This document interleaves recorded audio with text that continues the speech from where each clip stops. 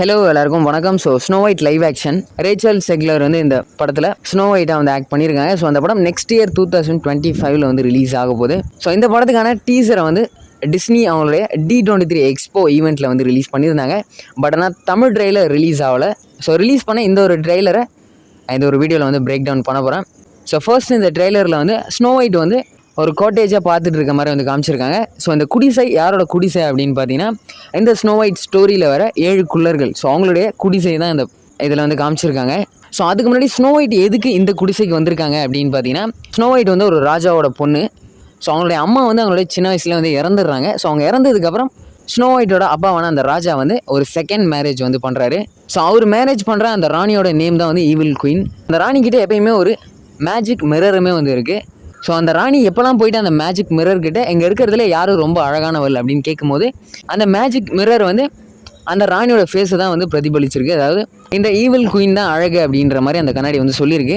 But ஆனால் snow white வளர்ந்ததுக்கப்புறம் திரும்பவும் இந்த ராணி அந்த மேஜிக் மிரர்கிட்ட அதே மாதிரி இங்கே இருக்கிறதுல யார் அழகு அப்படின்னு கேட்கும்போது அந்த மேஜிக் மிரர் வந்து ஸ்னோ ஒயிட்டோட ஃபேஸ் அந்த கண்ணாடியில் வந்து காமிச்சிருக்கு. இதை பார்த்தா அந்த ராணி வந்து ஸ்னோ ஒயிட் மேலே அந்த பொறாமப்பட்டு ஸ்னோ ஒயிட்டை வந்து கொல்றதுக்கு வந்து பிளான் பண்ணுறாங்க.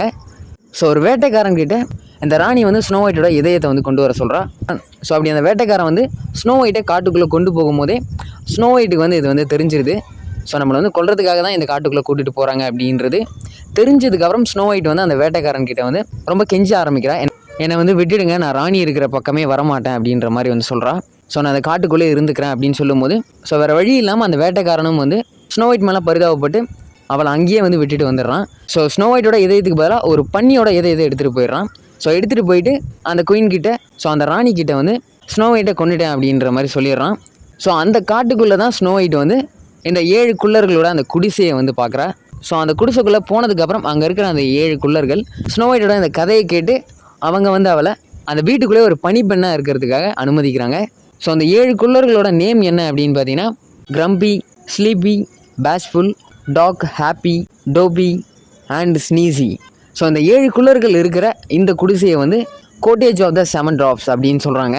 ஸோ ஸ்னோ ஒயிட் இங்கே அதுக்கப்புறம் இந்த ராணி வந்து திரும்பவும் அந்த மேஜிக் மிரர் கிட்ட போயிட்டு கேட்கும் போது அந்த மேஜிக் மிரர் என்ன சொல்லுது அப்படின்னு பார்த்தீங்கன்னா திரும்பவும் ஸ்னோ ஒயிட்டோட ஃபேஸை தான் அந்த மிரரில் வந்து அது காமிக்குது. அது மட்டும் இல்லாமல் ஸ்னோ ஒயிட் எங்கே இருக்கா அப்படின்றதையுமே அந்த கண்ணாடி வந்து இந்த ராணிக்கிட்ட வந்து காமிச்சிருது. ஸோ அதை தெரிஞ்சுக்கிட்ட அந்த ராணி வந்து ஒரு வேஷத்தில் போய் ஸ்னோ ஒயிட்டை கொல்றதுக்காக வந்து ட்ரை பண்ணுறா. ஸோ அதில் ஒரு வேஷம் தான் இந்த சூனியக்காரி வேஷத்தில் போயிட்டு ஒரு விஷம் கலந்த ஆப்பிள் வந்து ஸ்னோ ஒயிட் கிட்ட கொடுக்கும்போது ஸோ அதை ஸ்னோ ஒயிட் வாங்கி சாப்பிட்டதுக்கப்புறம் ஒரு கோமா ஸ்டேஜுக்கு போகிற மாதிரி தான் என்னுடைய ஸ்டோரி இருக்கும் அப்படின்னு நினைக்கிறேன். ஸோ இதுதான் இந்த ஸ்னோ ஒயிட்டோட ஆர்ஜின் ஸ்டோரி. ஸோ இது வரைக்கும் இதோட ஸ்டோரியை நான் வந்து சொல்லியிருக்கேன். ஸோ இதுக்கப்புறம் வரக்கூடிய இதுக்கப்புறம் என்னென்னலாம் நடக்க போகுது அப்படின்றத படத்தில் வெயிட் பண்ணி பார்க்கலாம். ஸோ இதை ஃபுல்லாக சொல்லிட்டாலுமே அது ஒரு ஸ்பாய்லர் மாதிரி ஆகிடும் அப்படின்னு நினைக்கிறேன். ஸோ இந்த படத்தில் எப்படி சொல்லியிருக்காங்க அப்படின்றத வெயிட் பண்ணி பார்க்கலாம்.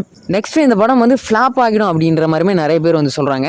அதே மாதிரி இந்த ட்ரைலர் ரிலீஸ் ஆகி யூடியூப்பில் 1 மில்லியன் டிஸ்லைக்கை தாண்டி போயிருக்கு. ஸோ நிறைய பேருக்கு இந்த ஒரு படம் வந்து ஒரு டிசப்பாயின்மெண்ட்டாக இருக்குது அப்படின்னு நினைக்கிறேன். ஸோ இந்த படம் ரிலீஸ் ஆனதுக்கப்புறம் தான் இந்த படம் எப்படி இருக்க போகுது அப்படின்றது தெரியும். ஸோ நீங்கள் என்ன நினைக்கிறீங்க? இந்த ஒரு டீசர் லுக் அப்படின்றது நல்லா இருக்கா என்ன அப்படின்ற உங்களுடைய தாட்ஸை கண்டிப்பாக கமெண்ட்டில் சொல்லுங்கள். ஸோ ஓரளவுக்கு இதை கரெக்டாக பிரேக் டவுன் பண்ணியிருக்கேன் அப்படின்னு நினைக்கிறேன். ஸோ நெக்ஸ்ட் இன்னொரு சூப்பரான வீடியோவில் பார்க்கலாம். Have a wonderful day.